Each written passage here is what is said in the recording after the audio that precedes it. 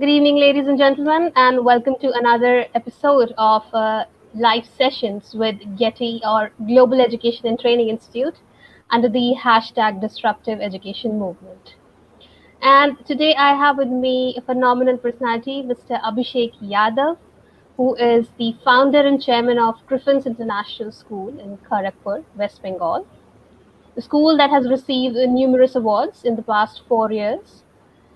And apart from taking care of Griffin International, he is also a managing director of Scholars Den, an institute that provides excellent coaching for the aspirants for IIT, JEE, and NEET. While Mr. Abhishek Yadav is also a member of the Education Subcommittee of Confederation of Indian Industries, Eastern Region, and Executive Committee, Bengal National Chamber of Commerce and Industries. Mr. Abhishek completed his education, his graduation basically in chemical engineering from one of the premier institutes of India, IIT Kharagpur, that is. And then for a year, he was in Boston. And after that, he came back to serve his country. That his love actually called him back to the country. And there was no stopping there. He has done his strategic leadership for schools from IIM Ahmedabad. And again, as I said, there is no stopping. His passion for education actually inspired him to study school management and leadership in education from Harvard University. Well, it's an honor to have you on this platform, Mr. Abhishek. And today he will be talking about school culture. So, without much ado, I would request sir to please take over the session and enlighten us. Thank you. Thank you, Ms. Arora, for this You're welcome. wonderful introduction. You have been kind. Thank you. And good evening to all ladies and gentlemen, and especially to all the educators who are out there fighting this pandemic and ensuring that education does not stop at any cost. We have been sadly losing many teachers to this pandemic, but we have continued to strive on, and we will continue to strive on and deliver for this nation. School culture. This is a very interesting topic and a very challenging, because a lot of elements are not understood or not defined clearly. So it can at times be difficult to ensure that we are able to understand and make an impact on it. Every school has a culture. Every school has a culture that is strong or weak, and it is reflected in many ways in the way people excuse me, people treat each other, the teachers, the students, or how are visitors treated, how are they welcomed, how the school responds to different changes, challenges, whether it believes that every child has an opportunity, has a capability, and it should be provided to that child. These are different elements, and as you enter a school, a lot of times you get that vibe with it is a positive, a lot of time negatives. Culture can be powerful to bring positive changes, but also an huge impediment to bring positive changes also, depending on which we are. As school leaders, it can be exciting if your teachers, your people are ready to collaborate with each other. They trust each other. And in any institution, without collaboration, it can be a challenge. There are times when we are happy with the culture. It is a positive. We see things moving good. But what if we are not? What if we want to improve it? How do we do that? Over the course of the discussion today, we'll try to discuss and understand how, as leaders, it's not only a responsibility, but also a necessity to ensure that we have a strong positive culture in the institution. We have seen a lot of times people saying positive culture, strong culture. Who doesn't want a strong culture? But does a strong culture mean a positive culture? Are they same or are they different? Certainly, I don't think they are same. Positive culture is forthcoming, looking for a positive change, and strong can be positive as well as negative. Let me give an example. Suppose you have colleagues who are very great friends. They trust each other, they gel well, they work together well, they have a common interest in education, and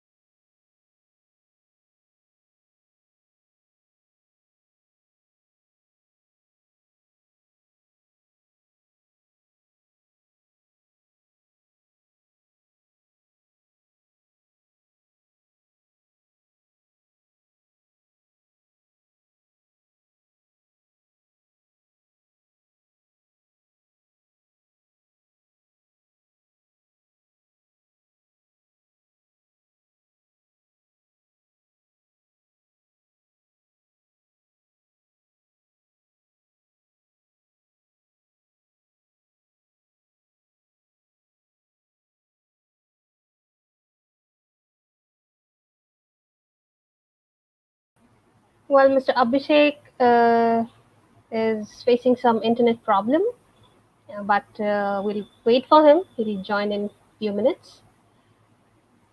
Please bear with me.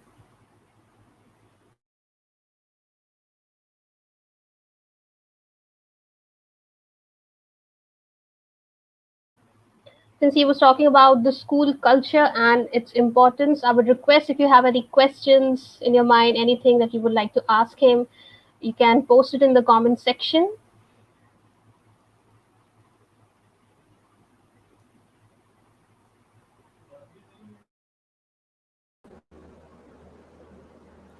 Yes, sir. I okay. think he has joined us back. Yeah, over Yes, to you. yes.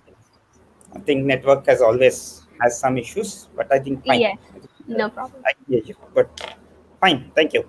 So as I was saying, strong culture always doesn't mean good things. A lot of times, it can be harmful to organization if it results in resisting changes, resisting positive changes. If people use it to not help the system but harm the system.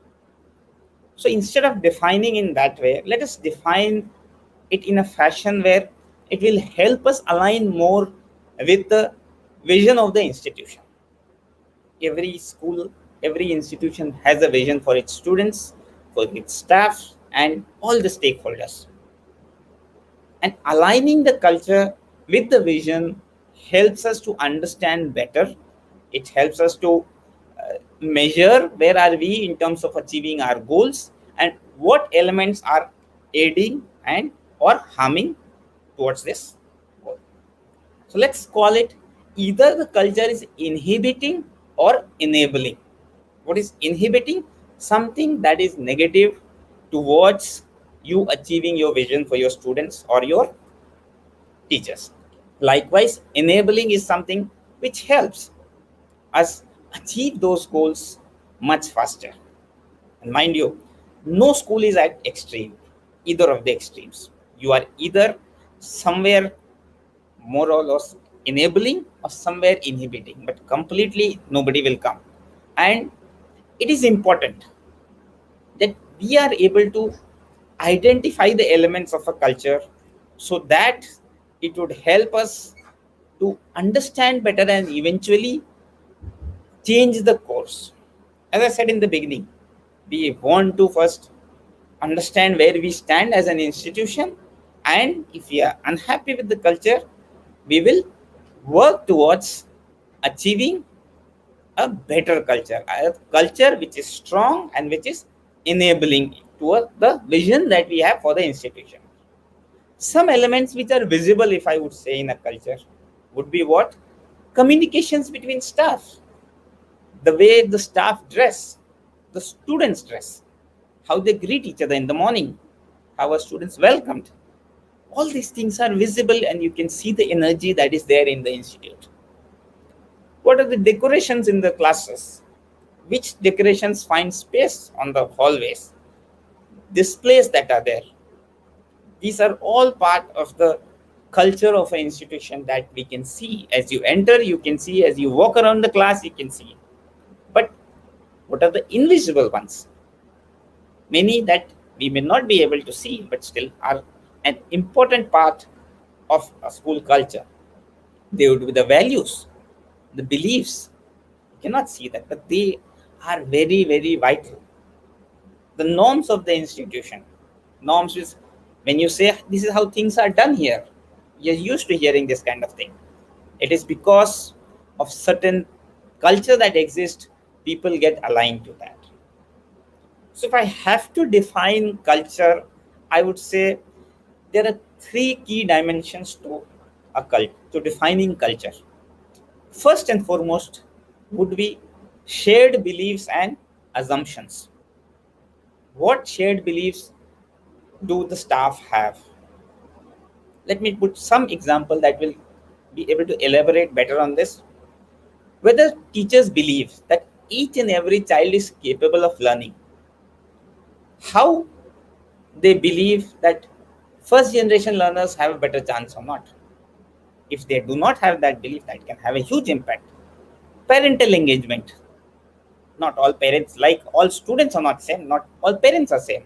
You will have parents who are very proactive, but certainly many parents who may not be as proactive as you want. So as teachers, what do? Do you presume, okay, these people will not change? Or do you put an extra effort? What are the other ways you look into so that we can have better parental engagement? Because without strong parental engagement, children will not achieve their dreams. Their destiny would not be fulfilled. The second dimension that I would say or element would be norms and behaviors. What are the norms here? Just I said before, whether teachers discuss with them the best practices, do they share any good new learning, any new method that they have done that, do they discuss among themselves the behaviors of students or the performance of students amongst themselves. How does the school communicate with parents? How do we resolve the issues of parents? These are the behaviors that are exhibited on a day-to-day basis in the schools. And almost every day these things are done.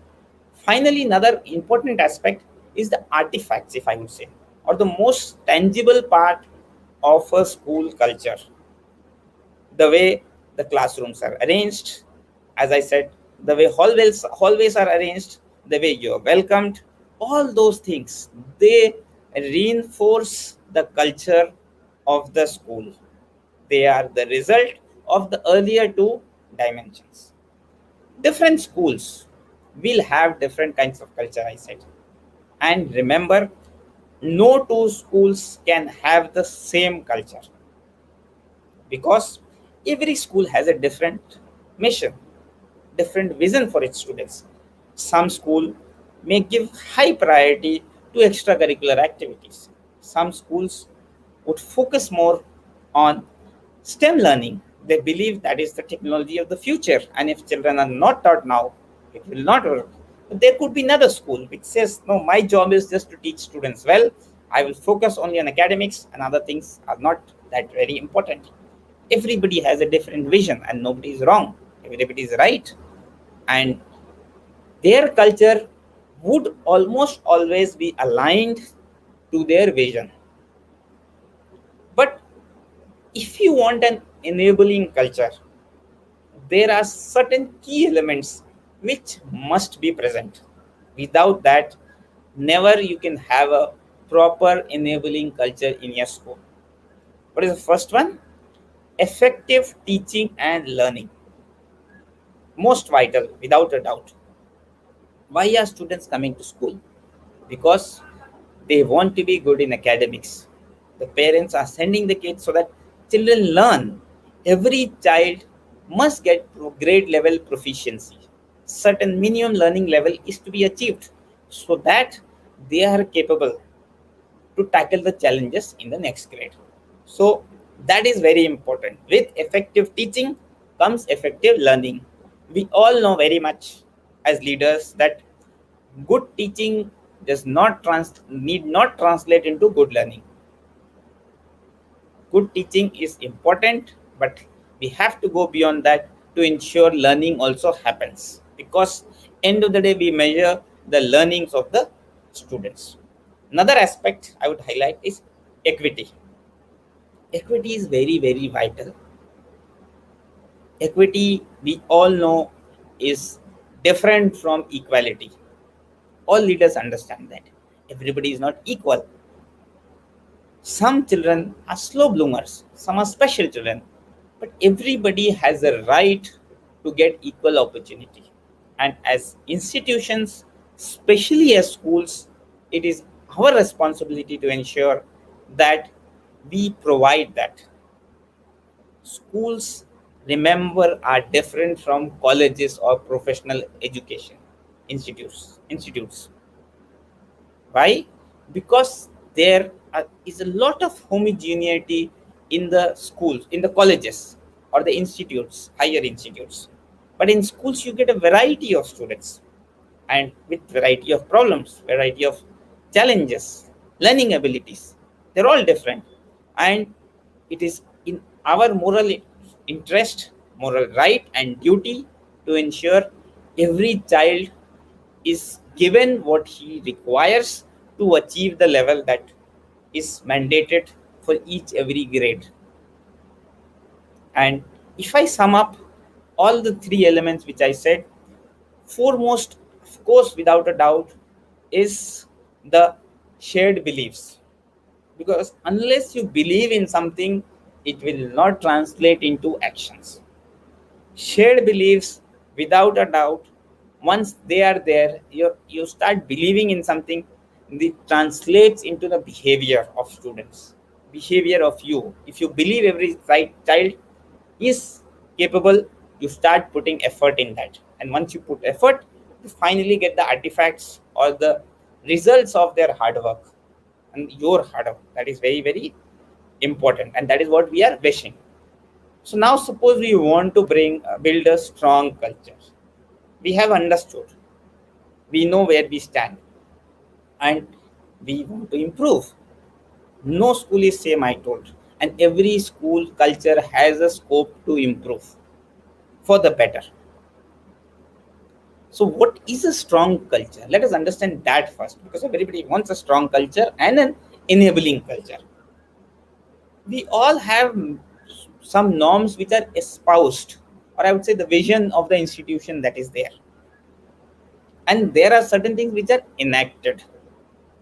Espoused are those that we believe in, we want the institute to be there, and enacted are those which actually happens.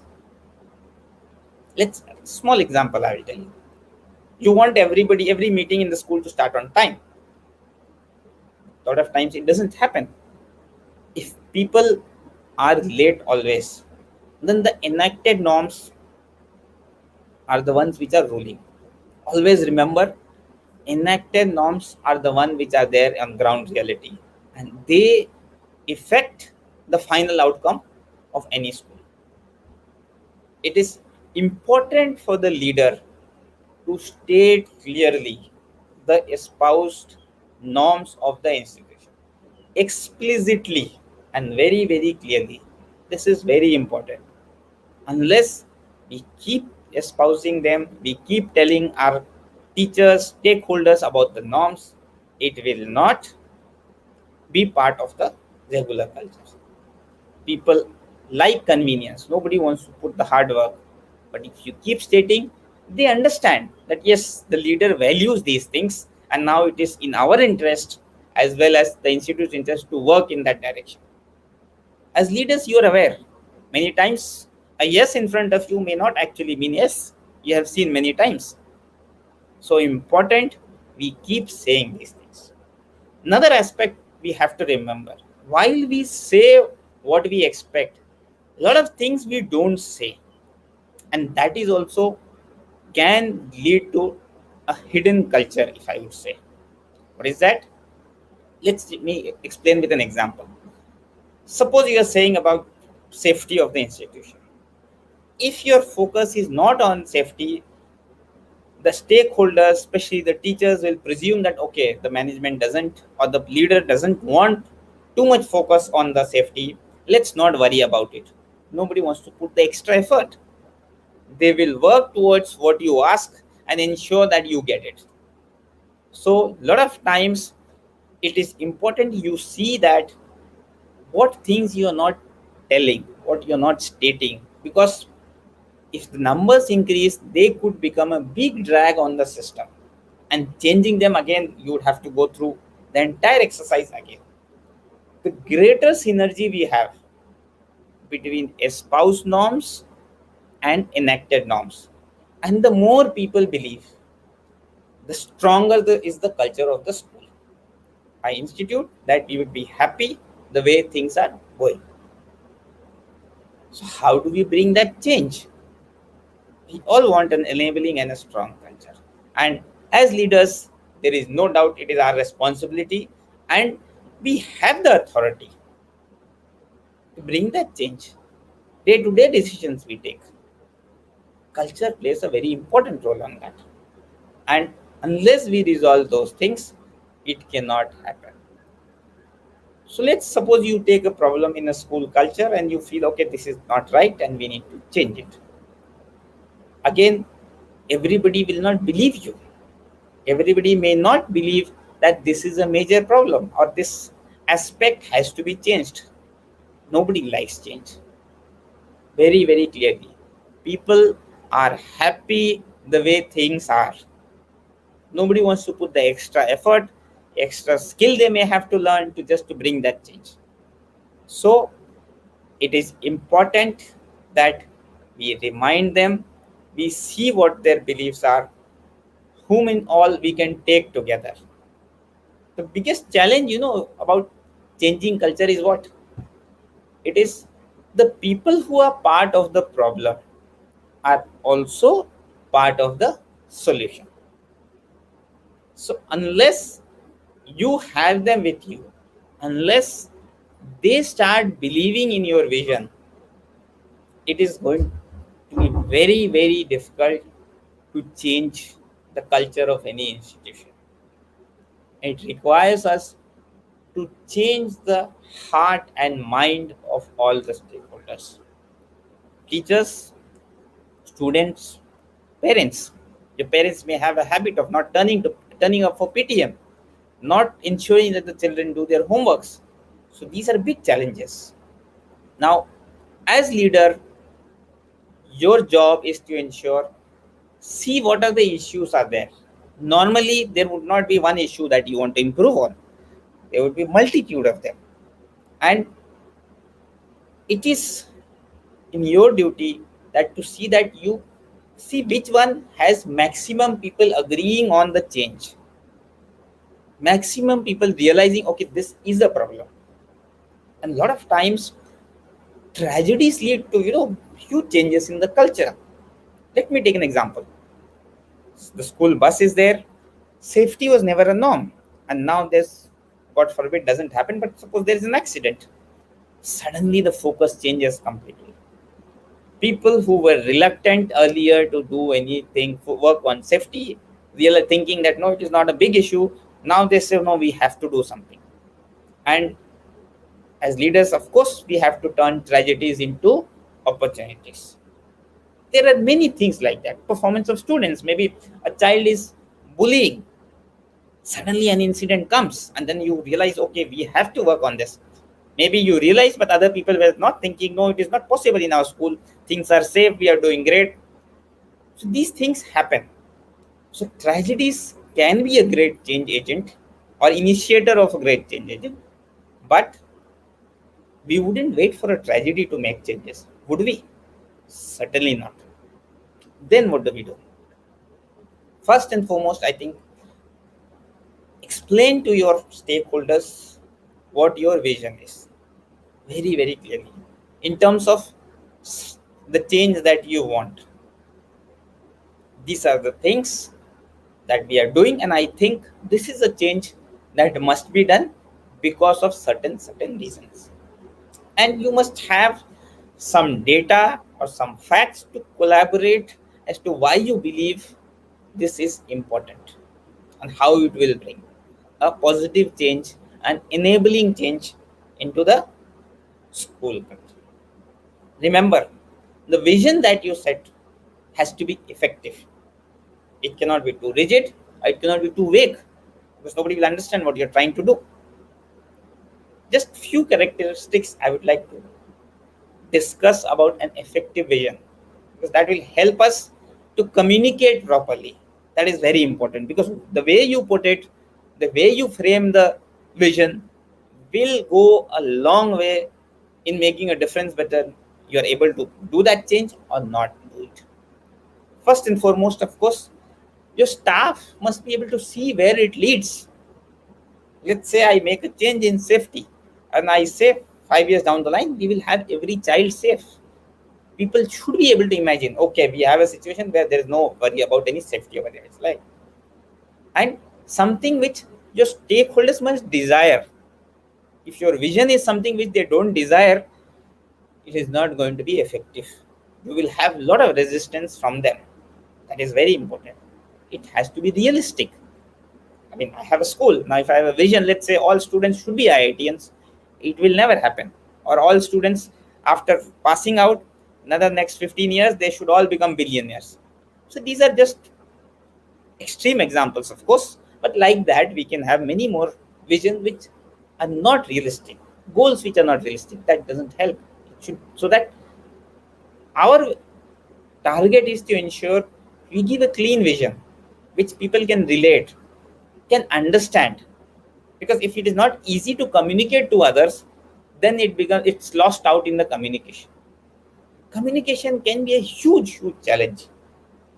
As leaders, what you say and what your stakeholders perceive may not be same, and many times it is a huge biggest impediment for a growth of any institution.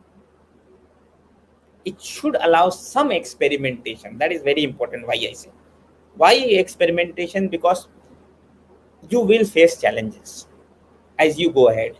You will fail in certain things, and then if certain things don't work out, you try new things. Unless there is scope for experimentation, you will not be able to create a greater vision. You will not be able to create a or reach the vision that you want. That is very important. So now suppose, as I go step by step to understand how we bring a change.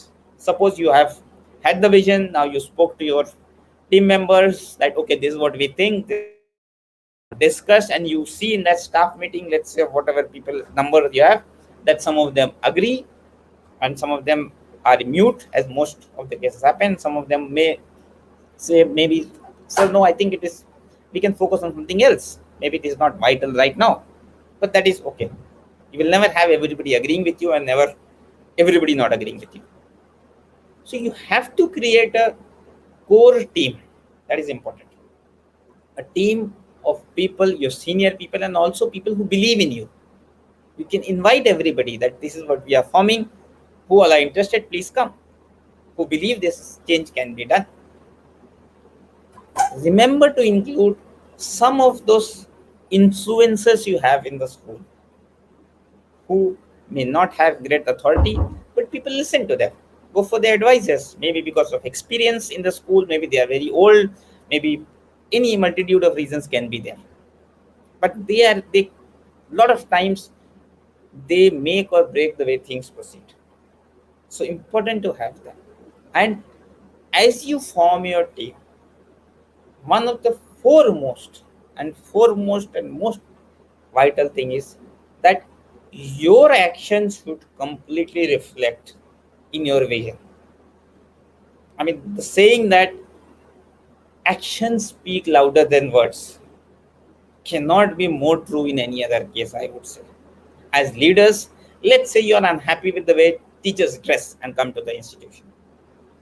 Unless as leader you dress well, unless you do it properly, you cannot expect others to do. You want to ensure everybody gets an opportunity. So unless you provide opportunity to your staff in the staff meetings or any other place, how do you expect teachers to do that? So foremost, of course, as I said, strong culture is where espoused norms and enacted norms are in sync. Your actions should completely be in sync with your vision. That is very important. And as you start implementing change, you will find that some things are working out. Let's take an example. You are working with a slow bloomer, a child who is good but maybe has little difficulties to picking things quickly. So you have to put extra effort. You believe that given this effort, this child can achieve the level he wants and can do excellently well. You assign teachers, your team is ready, you have committed on a plan, and you start working. 3 months down the line, or maybe 6 months down the line, you see how things are working out. You find that this child, there is a progress. Every month you have been tracking in the test, he has done well. So that gives you confidence that you are going in the right direction. So now it is important you celebrate this victory. It's a very small win, very small achievement, no doubt. But when you recognize this achievement, two, three aspects come into picture. First and foremost, your team which initially believed in the idea, team which put effort in this, now has greater confidence, greater commitment to this idea, to the change process, the development that you were wanting to do that. There will also be a good chunk of people in your team who are non-committed, I mean, they think it is not that it is bad, but they're not sure and they don't want to take the risk. They think maybe I start doing it. If it doesn't work out, the leader may be unhappy. The principal may be saying, okay, this person has ruined my plan. They don't want to take the risk. And majority is like that only.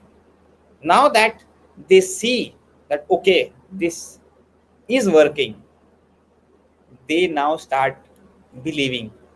And you will get more and more people joining your show, joining the change process. Very vital to have these small, quick win celebrations. You know you are on the right path. As leader, you can focus, you can decide the goals, and I would advise to focus on low-hanging fruits. Let's us get some quick wins. We get more people to involve. The more the people are involved towards the change process, it becomes easier. You can get better ideas also. That is very important. But you see, despite all the efforts you put, as a leader, you have been trying to see that everybody joins the force, everybody comes with your thought process and is ready to work towards the betterment of children. But still, you will find some of them who are just inhibiting, they don't want to change. They feel, nah, madam is saying or sir is saying, I still don't believe. One or two is a very small example. Maybe they say very small. So, but entire starts, I've been teaching for so many years and I don't think it is going to bring any change or unnecessarily. And my students have been doing well. Why should I change? They will have different reasons for their belief. Not that they are wrong. It is just out of experience they have felt that, and maybe they have had failures trying certain new things. After some time, they stop trying new things. That is the thing. And also remember one thing. A lot of times these people would be, experts in those fields which they are doing right now. They don't want to lose that position.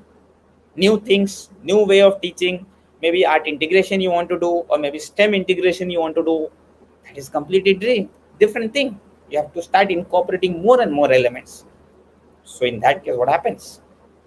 They don't want to do that.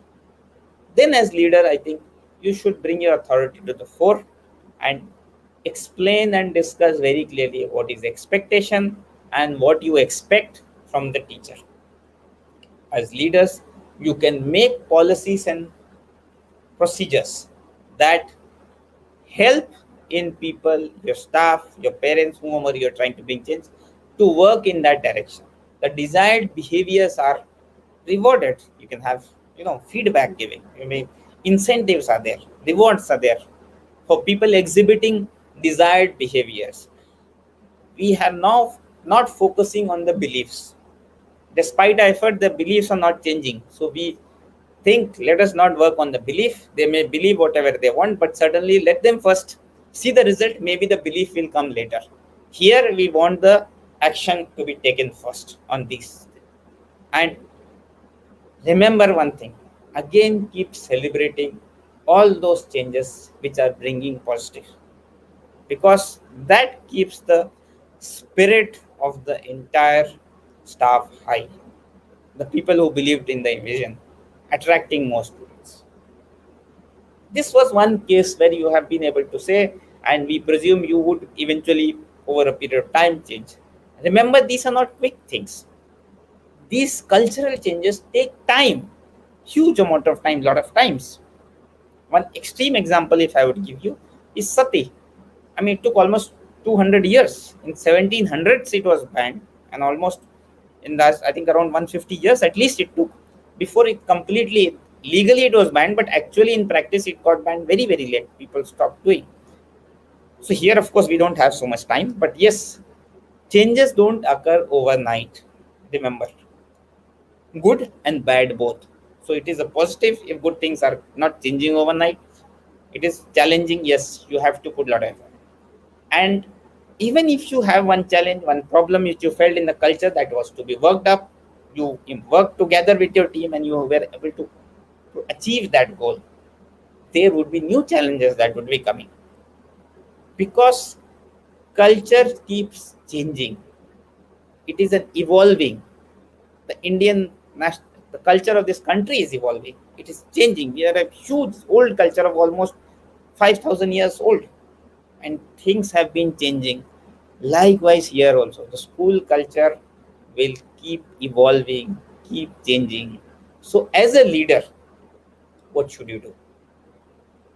Ensure that you have a continuous communication. Your vision is understood and believed in by not only your teachers, your students, your staff, the housekeeping, your drivers, everybody. That is very, very important. The more you highlight, the more you share, the more people will get aligned to it and ensure they are in that track. Make changes, not huge changes. Small changes are the key. You don't want to rock the boat. Remember, there are no superheroes in schools. You cannot expect to be the hero where you come and save the day just like that. Alone, no principal, no leader can do anything. You can guide, you can inspire, you can show the path, but your teachers, your stakeholders have to walk the path, and you have to take them along. You have to ensure they believe in your vision. And as things grow, you have to ensure new leaders emerge.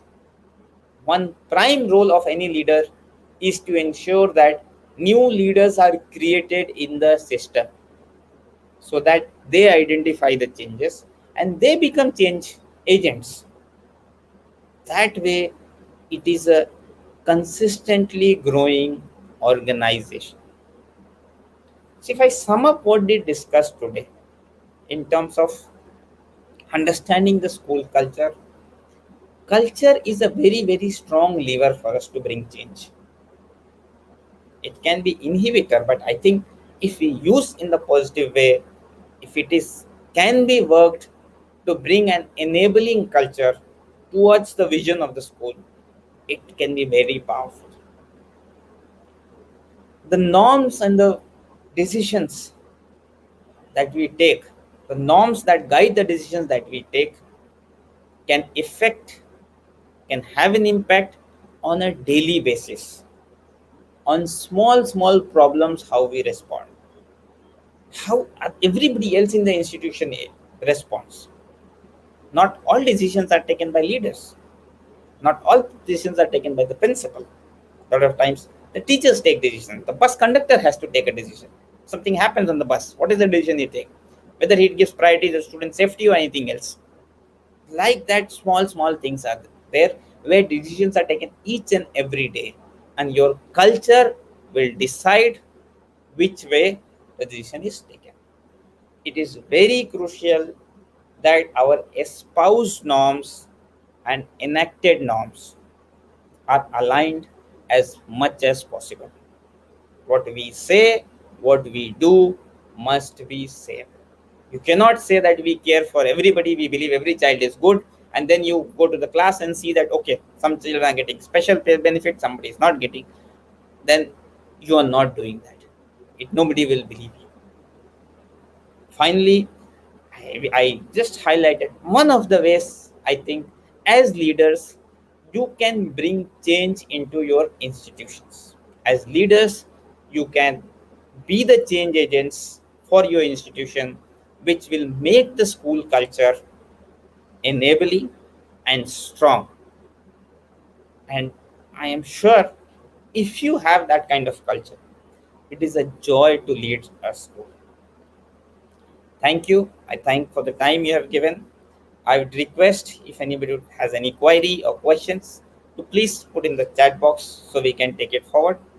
Ms. Arora, if you have any questions from anybody if you have received, I'll be happy to discuss and take it forward. Thank you. Thank you. Thank you so much, sir. I don't see any questions because I think your presentation was to the point, very clear. You beautifully explained about the school culture, what it is about, what we actually mean by when we say school culture. It's all about the way the teachers and other staff members they work together, and it's not an overnight job. Very rightly said that it's not an overnight job. We need a lot of planning for this. A lot of dedication is required, and yes, as a leader of the school it should be their priority, although their commitment is to improve the the education of the students, the learning of the students. But then yes, they also have to take care about the what is happening inside the school building. But so these are the things you explained about the positive culture also. What if we talk about the hurdles that we come across in the school building? There are certain things where um, there is a gap between where when we have new students or new parents or the teachers who are not really, they don't really go along.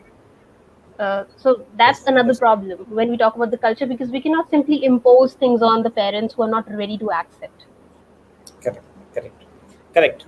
Yes, these are challenges, and that is where the culture, as I said, I mean, one thing I would like to highlight that, as you said, focus of leaders is on academics. But I think without a doubt that is there, and culture is part of that. Because key element of any effective culture, as I said, is effective teaching and learning. So academics is that core of anything in the in a school environment.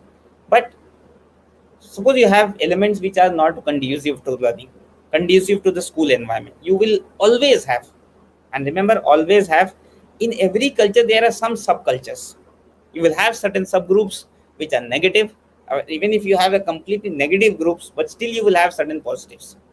No, there is no homogeneity in this. There will be differences, there will, but I think when you acknowledge this, that these will be there, as leader Hmm. you have to involve your stakeholders, discuss with them, and see where you can show them the reason why you are doing that. There, Absolutely. most of the times, this is what we expected. And as I said, there would be some of them who are not ready. Let's say you have a teacher and you have thought, discussed, you want to proceed the school in the particular fashion, but despite all the effort you're not getting the result. Then you have to sit and talk plain simple, that maybe you're doing a great job, but I think your vision and the vision of the school are just not matching. Maybe we may not be able to connect on this, and it is vital because for them to move on to some other great place, maybe something that matches their vision. Because as an institution, your first and foremost priority are the students, without a Right. doubt. And Absolutely. anything that hampers the learning of your students has to be taken care of. anything that aids the learning of students, that has to be also taken care of. So as leader, I think it is important. There are times when you find that okay, teachers have a different vision, different way of doing. Like I said, let's say Yes. STEM education you want to introduce, they don't see Mm-hmm. the benefit. They say no, it's not required. We are happy like this itself. In that case, what do? You try to bring a change despite repeated efforts. But if you see that things are not working, the teacher is Mm-hmm. not committed to change, then I think they are great, no doubt. But somehow you cannot, match everybody with the institution. Right. So there are And different you, ways. yes, Uh, what is vital, I will just add to that. When you recruit people, I think it is best would be if you can highlight what is expected in your institution, and if they agree on that, they will join, because it is a big challenge when you recruit somebody if you're unhappy and maybe move out, that nobody wants, right? Rather, if you can upfront discuss, this is the ideology that is expected, these are the norms here in our institution, this is how we work, if you're happy, welcome. That is the, I would ideally say, that is the best thing. right, right. And also the mindsets also, we can deal with the teachers. We can talk to them that they need to change their mindsets and adapt the new things out there. And Yes, you also mentioned about the small celebration. That's very important. You know, they should know, the teachers should know how they're performing, the success of the teachers, and the students as well, how they're performing. It should be celebrated. That correct. actually brings positivity. That's very Huge, huge important. positivity, and not only positivity, it gives them the confidence that they are on the right track. Yes, Yes, absolutely. that is there. So, And a lot of people who are not agreeing initially, were not ready to mhm, believe in the idea, many would start coming in line, and they would start having greater confidence in this. absolutely. And even for the students who are not able to perform, as you said, there are students who learn, slow learners, quick learners. So instead of highlighting them as failures, we can tell them this is an opportunity for them to grow and learn more. And Yes, same goes for the teachers also. And handling parents, we need to come up with another strategy where we can come down to their level and then make them understand that this is what how we are trying to set the standards of the schools. correct. See, let's understand one thing. Equity is one important aspect and very, very vital aspect. If I would say, like, just trying to correlate with okay, equity in general, like we have reservations, let's say, right? Hmm. Where some people who are really in the weaker section, they are given some reservation so that they come to a certain level. So equity is basically in the school, if I would say, there's a child who is weak in mathematics, let's say. Regular teaching is not able to cope up. So what you have to Hmm. do, maybe you have to give extra effort to that. The teacher has to give little more simple sums, maybe give more time, maybe give in more assignments so that that child is able to reach. Because by the time they pass that grade, you have minimum learning level or grade level proficiency, what it is called. So these people achieve that. Unless you have that, that child is going to have very difficult in the next grade. So that is very important. And parents, let's be very clear one thing. Every parent all across the world wants the best for their child. There is Yes, no doubt in true. that. Right? Very true. Very But true. a lot of times what happens is they come from different backgrounds, varying backgrounds, varying experiences, and varying challenges also. Somebody is a doctor, so the starting level is much higher, and somebody is a farmer. Yes. So then this we can, it is not fair to compare these two. The home No. background is completely different. So then it is the school which has to give effort. When I say, when you go to colleges, let's say you go to college, maybe it is IIT, IIM, or even any engineering college or any other law college, you have a certain homogeneity in terms of the students, because they have minimum cutoff that they need to pass, only then they will get into that. So Right. there still there is a lot of homogeneous mixture of students there. But in the school, what happens is you are supposed to take whoever comes first. First come first serve basis is the logic your government has mandated, and that is what you have to use that.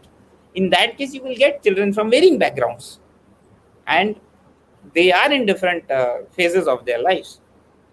So then it becomes vital for the school to put extra effort. Every child is without a doubt capable, and there are special children where again you have to put special effort. So as True. school, I think, unless we believe, unless the culture is that no, yes, every child is capable, I don't think you will be able to reach there. Learning will come, it is part of the culture. Effective learning is very, very vital. But unless you do that, I don't think it will come. Right, right. Very well explained, sir. Thank you so much. I think yes, the positive learning, that environment will be needed for the positive learning. It only takes place in that positive culture, Correct. and uh, and that will affect the students and the teachers as well. And yes, we need to have that kind of environment where we can feel that can our schools be so welcoming, so comfortable for people who are going to come in, and they will have amazing experience with us. So that kind of thing we need to ask, and then we can work on accordingly. Correct. So I think it was a wonderful session, sir. Very beautifully explained how important it is to focus on the school culture. Also from apart from the academics, we really need to take care of other things as well. Inside the building, there are so many things to work on. Yes. And motivating a school is an effort that lasts forever. I mean, through forever. We just need to motivate to be a better version of ourselves every day. Correct. Yes. Yes. Thank So you. I think thank you. Ms. Yeah, Preena, thank I you think so much, pleasure sir. speaking on such an important topic. I hope that there are some positive takeaways to people who have listened. I And would have a as question here, sir. educators, I we I should can see. always focus to improve Yes. and keep improving. Yes, Thank you. yes, absolutely. So we have a question here. How little children can cope up with the lockdown scenarios? They're becoming restless and are getting addicted towards gadgets. Well, Yes. we all know this is actually happening in spite of the This is online a, impact. I think, no doubt a major challenge. I think two or three things happening. I think first, what all parents must do is that while they are giving the gadgets to the students, I mean, to the children, because of online classes and all those things, there are parental controls available in the mobile phones. So that must be turned on. So that way you have a tracking of what is happening, and you're Mhm. limiting the time they are spending. That is very, very vital. And other than that time, let's say after the online classes, other things, spend some time with your children, give them something interesting. Because see, children will not always want to spend time on mobile. If you have something, they have something better. They have something New, better to something. play, Yes, something more engaging. So that yes. is vital. And as parents, I think I will in no I mean uncertain terms I can say, as parents, first we should get rid of that device. You spend, Right. keep some time fixed that okay, after 8 o'clock, let's say, I will not be spending time with the mobile phone, but I will spending with my child. So unless you have that, children see don't listen to what you do, what you say, they follow what you do. As I said, just like leaders, as leaders you say some other thing but you follow something else, nobody will believe you. Likewise, children also same thing. If you, what you Hmm. do is what they will follow. So we could do that, and I think they completely, it will not be erased, but I think if you start working on it slowly, they will move in that direction. There is no doubt in my mind. True, true. Yes, sir. I think yes, for the little children, I think it's very difficult to handle them.